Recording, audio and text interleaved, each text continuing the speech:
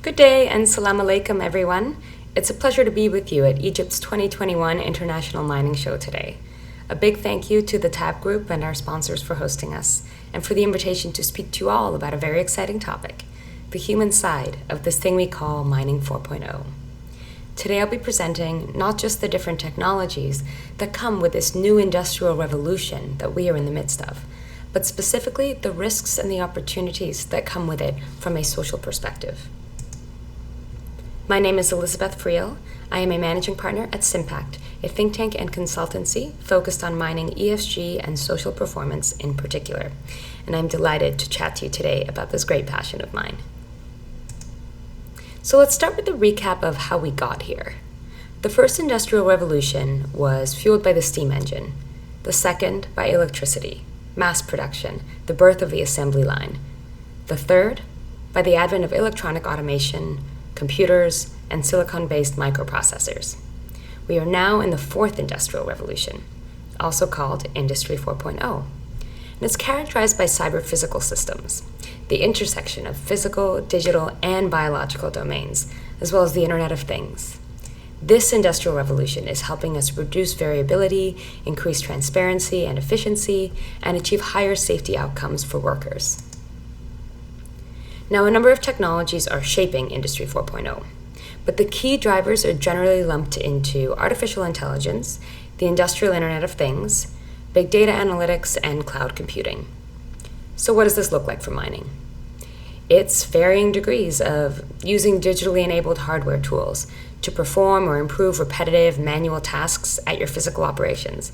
For example, autonomous vehicles, especially haul trucks, or using drones and smart sensors for data collection and safety inspections, stock control, and so on. It also means a digitally enabled workforce where connected mobility and virtual and augmented reality are used to empower your workers. Wearable technologies are used throughout the workplace, connecting to sensors and robots. It means the rise of remote operations also, where we don't necessarily need a big fly-in, fly-out employee base going to site, but rather can have a digital operating center wherever, from which operations of a single or even multiple assets could be run simultaneously. It means running a totally integrated enterprise, including your platforms and broader ecosystems, connecting operations, various IT layers, all sorts of devices, programs, systems, which previously were siloed. It also means advanced track and trace technologies, not just at your site, but both upstream and downstream. Overall, it means moving towards more real-time decision support and projections with next-generation analytics and decision support, simulation modeling, leveraging artificial intelligence and algorithms to process volumes and complexity of data like we've never before seen. Now, the focus of Mining 4.0, as you can see, is typically on business models, operational efficiency, underpinned by a lot of technological complexity. But what we don't see a lot of in the conversation is a focus on people. So let's dive into that a bit. What does the future of work look like in the digital or smart mine? First, the type of work to be digitized. Mostly low-skilled manual jobs, any repetitive employment, drilling, blasting, train or truck driving. This is the piece that's predicted to impact about 70% of industry employment in the coming years. Second, the workforce of the digital mine. It consists of employees with strong technological skills, and the leadership of these mines must be highly tech-driven in their innovation. Efforts need to be made around intentionally creating a fourth industrial revolution version of company culture, how we relate to colleagues and teams. Third, the workplace. It will be a space where real-time information and predictive analytics are used to mitigate operational and health and safety risks and fostering better communication and collaboration between employers and employees. And because of the introduction of remote operating centers, there'll be more people who identify as mine workers who've never even physically set foot on site. But all of this doesn't happen in a bubble. There's a broader context for the industry in which all this tech innovation is happening. At a macro level, we're experiencing some significant global megatrends that will influence the Industry 4.0 journey for mining. For example, as demand for certain mineral and metal products grow, to power a low-carbon, high-tech future, mining operators still have to navigate cyclical market conditions, lower grades, more remote or difficult to access ore bodies, high degrees of competition. Then add the layer of an aging workforce, where some of our most experienced experts are retiring, and with little new talent to fill those shoes because our industry struggles to attract and retain skilled new candidates, especially millennials. Meanwhile, regulatory pressures are increasing on economic, environmental, social, governance factors.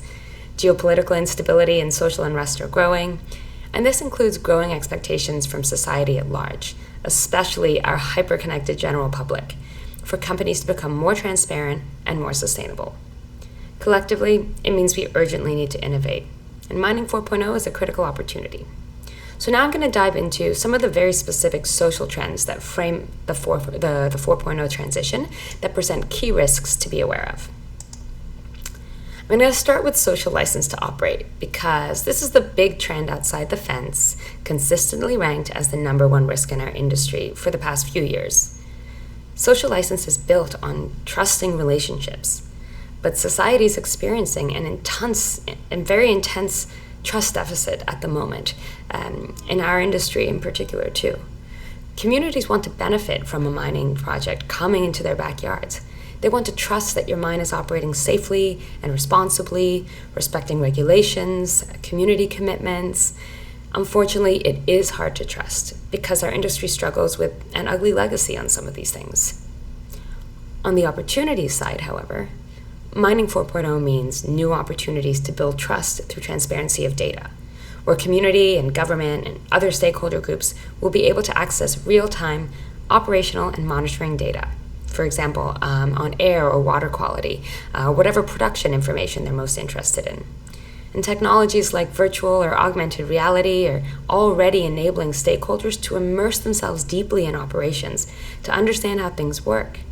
And even from the design phase, for example, enabling community members to contribute to the future mine, experience it as part of project design, this increases their chances of social acceptability and a feeling of shared ownership of the project.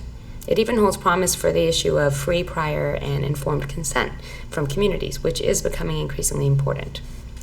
Moreover, it enables your company to integrate the local and traditional knowledge that's often missed in major project design, and that can seriously improve or diminish the quality of your operation. Connected to social license. One of the ways companies most commonly secure social acceptability is by offering jobs to local communities, with the majority of these being lower skilled jobs, because education levels tend to be lower in remote communities. With Mining 4.0, there will be less local employment opportunities as low complexity tasks are the first to be automated. Take self-driving trucks, for example. And new profiles will require even higher skills that are harder for local community members to access and offer. The remote centers, they will shift the skills base and economic activity to sometimes more urban centers with larger talent pools. So this means less people being based on site. So if you're a small local business that likes to supply consumables to a mine camp, for example, this could translate into less procurement opportunity. So in light of this, companies need to reassess and adapt their vision for things like local level agreements, whether with governments or communities. I mean, in the last 20 years, employment levels in mining areas have really increased because of local community benefit agreements or state regulatory requirements or mining company policies and commitments around local content. But automation could pose a threat to these terms of agreements, even if they're made in good faith on subjects like local employment. So this is a threat to social license and potentially a legal risk. So companies need to consider what might future-proofing local level agreements look like if it becomes harder and harder to match jobs with available skills locally, or if there are less and less jobs available on site at all near the community. Other opportunities to support the question of local employment might include advanced local training programs developed as part of the early stages of the digitalization journey, or supporting skills development that are useful in the broader local economy beyond the mine. Also, supplier development programs help businesses prepare for the future procurement needs that you're going to have that may look a bit different from the ones you have today. Closely connected is this heightened public expectation for companies to make more significant commitments towards sustainable development and community resilience. As inequality continues to grow around the world, More recently, climate change is also worsening life for vulnerable people around the world. So we're witnessing greater social unrest. We will continue to do so. Given mining's ongoing social license challenges, this means we need to get pretty serious and creative about how to help meet these growing external expectations as a core risk mitigation. We need to think outside the box, go beyond the traditional approach of how we contribute to communities. The technologies offered by Mining 4.0, if they're deployed beyond the mine site, could enable levels of collaboration, for example, across many different stakeholder groups, community leaders, members of the public, government, civil society, to work together and coordinate community development planning, implementation, shared use infrastructure. That's another opportunity. Things like high quality internet to reduce the digital rural-urban divide. And again, leveraging technology available for monitoring or data collection will greatly improve the measuring of real outcomes and impacts of your community investment efforts. Spearheading this kind of work can, in turn, strengthen your company's social purpose brand. And this can help you attract top talent or secure high-quality ESG investors. Even buyers of your end products might be willing to pay a premium, especially if the buyer is in consumer products, something like cars or phones, where the companies are under significant consumer pressure to operate responsibly and contribute to sustainable development. Which brings me to this next issue, the issue of rising social and environmental conscious consumerism. This is creating a lot of pressure on retailers to source their products responsibly. So as these ESG criteria grow in importance across many industries, the scrutiny moves through the supply chain, and we're already seeing companies like Tiffany's, Apple, BMW, Tesla committing to responsibly sourced metals and minerals. So mining is starting to feel that pressure. But with more and better data, a clearer picture can be presented of your mine's actual performance on this in a Mining 4.0 scenario. There's also the possibility, specifically I want to mention, around blockchain technology. That could be monumental in supply chain transparency for validating, locking in your business transactions, design changes, community agreements, permits, grievances, all sorts of documents. It could literally be a game changer because it promotes traceability, transparency, and security using an open peer-to-peer and incorruptible data sharing concepts. So this will offer a new tool to monitor and confirm compliance with all kinds of ESG standards to give your various stakeholders the assurance that they need, especially, as I mentioned on the previous slide, downstream buyers or investors. So another important social trend that is happening more directly inside companies is this ongoing struggle at a global level with attracting skilled talent. In the near future, this could get even harder because we're going to find ourselves competing with the likes of cool, big tech, and frankly, every other industry that is also undergoing digitalization and automation. So at the same time, we have the issue of youth from local communities wanting to work at local mines, but not necessarily having the skills profile required, as I previously mentioned. Where the opportunity lies. So take the example of a country like Egypt. Leveraging high internet and smartphone penetration among the youth, there's already a somewhat tech-savvy baseline. So technologies like, say, virtual and augmented reality for training, you can bring that even to remote areas to upskill local folks. You can develop partnerships between NGOs and tech companies to facilitate programs like that. And we're already seeing examples, say, Oxfam has partnered with Egyptian tech firms already, specifically trying to provide digital solutions to enhance economic opportunities. Then there's the other pitch to remember that working for the mine of the future might actually be a cushy, relatively safe desk job versus being deep underground or in a hot, loud plant in a dangerous working conditions in the middle of nowhere, as long as we put effort into aligning the workplace experience that we offer with the drivers and the desires of the next generation of talent. Because doing this, maybe we can compete effectively for talent with the other industries. And the last significant social trend I want to touch on is also linked to talent. This growing pressure to integrate equity, diversity, and inclusion principles into company-wide strategy. Our industry struggles immensely with diversity and inclusion. This includes women, of course. We know that women bear a disproportionate share of negative social impacts in this industry. But we're also talking here about many other types of marginalized groups. So some of the barriers are the hazardous work conditions, security risks, physical requirements, for example, in labor activities, remote fly-in work, or highly strict shift work schedules. All of these can make it very hard to manage family obligations, particularly where gender roles stop women from being able to travel extensively for work, or there are cultural barriers. There's the challenge of access for people with disabilities on mine sites, and so on and so on. Mining 4.0 technologies enable people to work remotely, offering improved health and safety standards. A mine can hire from various geographic locations and increase the accessibility of roles for many types of people. So this can increase the participation of women, for sure, especially because employers can then design working hours to be more flexible, to fit various personal constraints. So all of this gives rise to greater diversity within your teams, which we know from studies does vastly increase business performance and outcomes.